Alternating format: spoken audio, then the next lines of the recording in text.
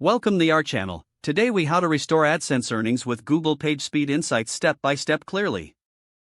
To restore your AdSense earnings, begin by visiting the Google PageSpeed Insights website. Enter your website URL in the provided text field.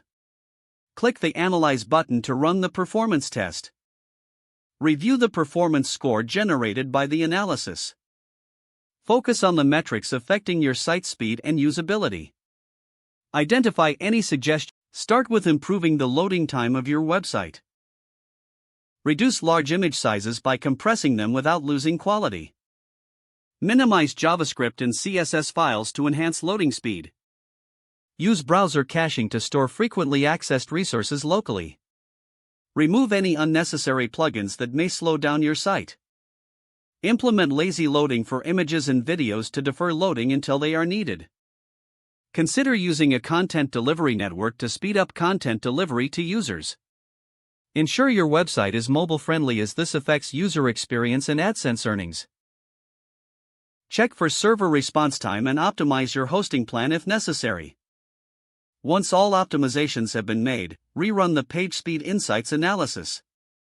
Monitor improvements and adjustments in your AdSense earnings over time. Stay consistent with optimizations to maintain a high-performance website. Regularly check PageSpeed Insights for new suggestions and updates.